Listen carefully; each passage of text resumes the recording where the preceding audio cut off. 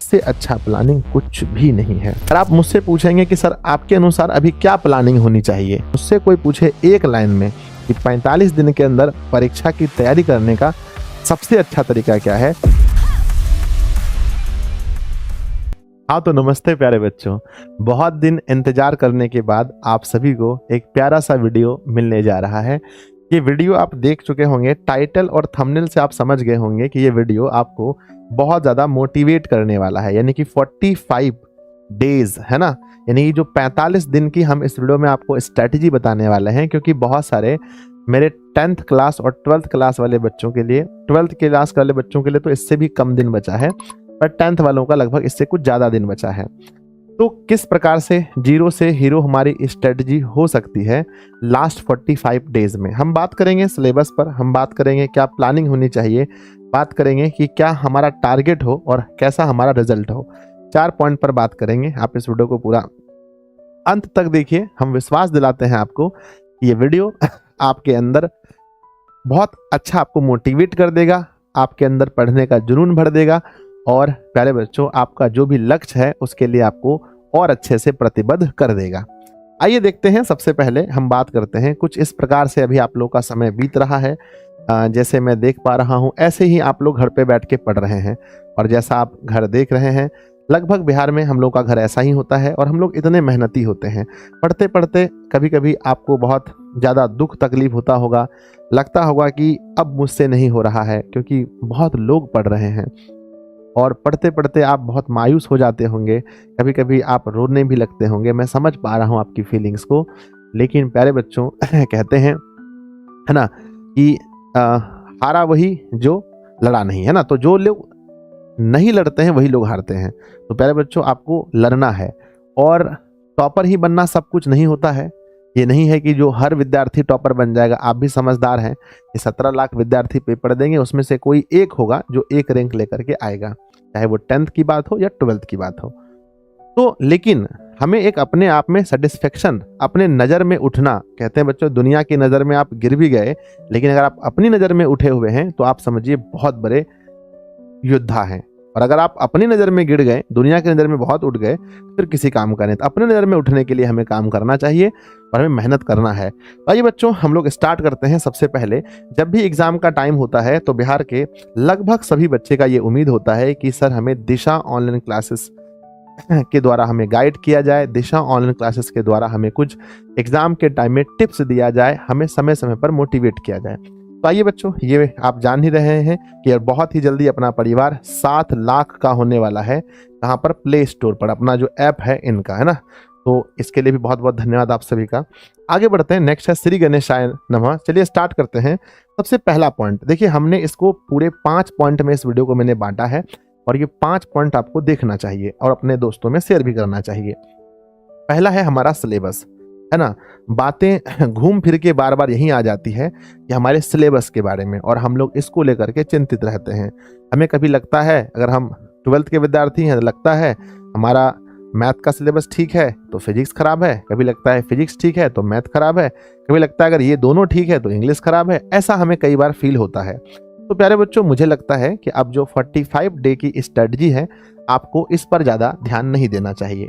आपको सिलेबस पर ज़्यादा फोकस अब नहीं करना चाहिए, और अब आपको फोकस करना चाहिए आपको किस प्रकार से हम परीक्षा में अच्छे अंक ला सके। यानी हमारा अब कह सकते हैं कि हमारी जो पढ़ाई अब होने वाली है उसमें अधिकांश हमारा फोकस होगा कि किस प्रकार से हम लोग किस प्रकार से मार्क्स बेसिस पढ़ाई कर सके, है ना। यानी कि हमारा मार्क्स कैसे अच्छा आए, यानी कौन कौन से पॉइंट हमें सिर्फ हिट पॉइंट पढ़ने हैं जिससे हमारा मार्क्स आ जाए।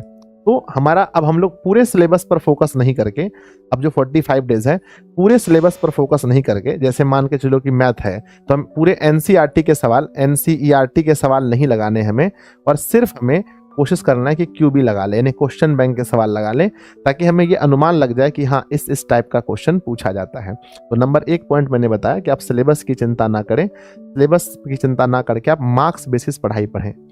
यानी मार्क्स बेसिस का मतलब ये होता है कि ज़्यादा आप प्रैक्टिस वाली चीज़ों पर फोकस करें, है ना, ज़्यादा आप प्रैक्टिस वाली चीज़ों पर फोकस करें, सिलेबस पर फोकस। अब पूरी सिलेबस पर फोकस नहीं करें, हमें ये चैप्टर खत्म करना है, ये चैप्टर खत्म करना है, ये चैप्टर नहीं हुआ तो क्या हुआ, अरे कुछ नहीं होगा, दोगुने प्रश्न होते हैं। तो हमें चैप्टर पर फोकस नहीं करके सीधा हमें अब कूद जाना चाहिए अपने सीधा प्रैक्टिस पर। नंबर दूसरा, अगर आप मुझसे पूछेंगे कि सर आपके अनुसार अभी क्या प्लानिंग होनी चाहिए, आप मुझसे पूछेंगे तो मैं अपना 10 वर्ष का अनुभव आपको मैं यही बताऊंगा कि अब प्लानिंग का मतलब है, अब हमारा प्लानिंग ये होना चाहिए कि हम किस प्रकार से अधिक बच्चों मॉडल पेपर लगा पाएं, है ना, क्या लगा पाएं, अधिक से अधिक मॉडल पेपर लगा पाएं। क्योंकि मॉडल पेपर जब आप लगाते हैं तो इसमें सभी चैप्टर के क्वेश्चन मिक्स होते हैं और हमें बनाना होता है आधा क्वेश्चन। तो जो चैप्टर आपका वीक है या जो चैप्टर आप नहीं पढ़ पाए हैं उस चैप्टर का क्वेश्चन नहीं लगाना है, सीधा सा फंडा है। और आप जब टेस्ट देंगे, अब आपको टेस्ट शुरू कर देना चाहिए, खास करके 12th के बच्चों को डेली जो है ना, डेली एक सेट जो है आपको लगाना चाहिए। डेली आप एक सेट लगाएंगे, आप कोई भी मार्केट में जाइएगा और कहिएगा हमको एक मॉडल पेपर चाहिए, चाहे आप साइंस के हैं, आर्ट्स के हैं या 10th वाले विद्यार्थी हैं, कि मुझे एक क्या चाहिए, एक मॉडल सेट चाहिए। और उस मॉडल सेट को आप खरीद के लेकर आएंगे और उसका एक सेट एक विषय का, आज मान के चलो मैथ लगा लिया, कल साइंस लगा लिया, फिर एसएसटी लगा लिया, है ना, या फिर मैथ, फिजिक्स, केमिस्ट्री, इस तरह से आप लोग हिस्ट्री, ज्योग्राफी, पॉलिटी जो भी है आपका, उसको आप लगाएंगे। और लगाने के बाद अच्छी बात ये होती है कि जो भी मॉडल पेपर मार्केट में मिलता है उसमें आंसर भी लास्ट में दिया होता है।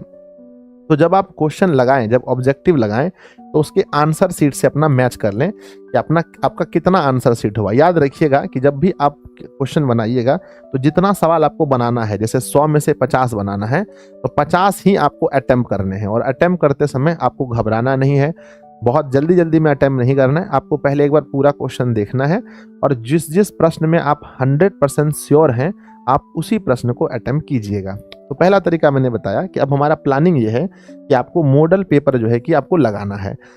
अब इस मॉडल पेपर के अंदर में ही आ जाता है क्यूबी, यानी क्वेश्चन बैंक, यानी प्रीवियस ईयर क्वेश्चन, PYQ भी कहते हैं इसको, QB भी कहते हैं, है ना, यानी कि प्रीवियस ईयर क्वेश्चन जो बिहार बोर्ड ने पूछा है। मेरे बच्चे आप देखेंगे, अगर आप 10th में भी हैं तो 2011 से लेकर के 2024 तक में इतना साल का क्वेश्चन पेपर आपके पास हो जाता है। और आप 12th के विद्यार्थी हैं, 2009 से लेकर 2024 तक में 15 साल का आपके पास क्वेश्चन बैंक हो जाता है। तो ये क्वेश्चन बैंक भी तो एक मॉडल पेपर ही है ना। तो 15 साल के क्वेश्चन को जब आप लगाएंगे, जब आप 15 साल के क्वेश्चन को लगाएंगे, तो भरोसा कीजिए हमारी बातों पर कि मोर देन 70% क्वेश्चन जो है ना, कुछ सब्जेक्ट मैथ वगैरह को छोड़ करके 70% क्वेश्चन जो है कि यही आपका रिपीट होने वाला है। सबसे पहली बात याद रखना, मैं सच कह रहा हूं और इस बात पर आप यकीन कीजिए, आप मिला भी लीजिएगा, 70% क्वेश्चन जो है क्वेश्चन बैंक से ही रिपीट होता है। तो अब आपका, जैसा कि मैंने पहले पॉइंट में कहा कि अब आप सिलेबस पर ज़्यादा फोकस नहीं करके आप मॉडल पेपर प्रैक्टिस, और मॉडल पेपर के अंदर ही मैंने क्वेश्चन बैंक को भी मॉडल पेपर ही मान लिया, इस पर सीधा क्वेश्चन पढ़ाइए। जैसे निकालिए 2009 में क्या क्या पूछा गया है, क्वेश्चन बनाने का प्रयास कीजिए, जो नहीं जानते हैं उसका आंसर तुरंत देख लीजिए और अच्छा खासा डिस्कस कीजिए। जो प्रश्न नहीं आता है उसका आंसर जरूर एक बार देख लिया कीजिए, है ना। और ये तो हमने ऑब्जेक्टिव का बताया, और साथ में ही आपको सब्जेक्टिव भी लिखना है, साथ में आपको सब्जेक्टिव भी लिखते चलना है, सब्जेक्टिव भी लिखते चलना है ना।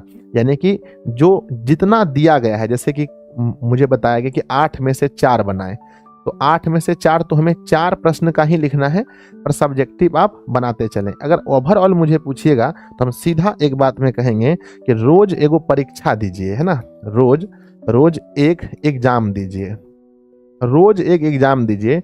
इससे बढ़िया, हम सही कह रहे हैं, इससे बढ़िया तैयारी करने का कोई भी तरीका नहीं है।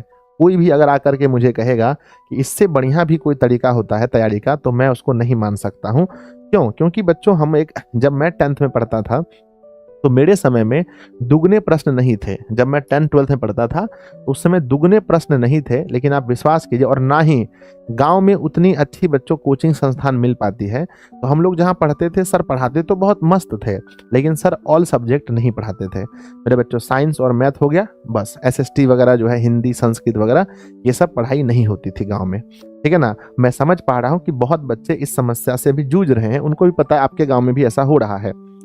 पर बच्चों, मैं क्या करता था, मैंने एक रूटीन बनाया था, है ना, मेरा अगर है ना, मैंने एक रूटीन बनाया था कि मेरा एक टाइमिंग फिक्स था। पहले तो ऑनलाइन क्लासेस वगैरह नहीं होती थी, तो शाम को हमारा जो था 5:30 बजे हम पढ़ने बैठते थे, और 5:30 से लेकर के 5:30 से लेकर के हमारा जो 8:30 बजे होता था, इस 3 घंटे में हम डेली एक सेट लगाते थे।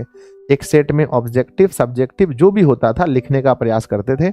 और बच्चों, जब आप ऐसा करेंगे, मेरी बात को विश्वास कीजिए, अगर आप एक विषय का अगर फुल टेस्ट 3-3 टेस्ट भी अगर आपने लगा लिया, 3-3 टेस्ट भी अगर आप लगा लिए एक एक विषय का, तो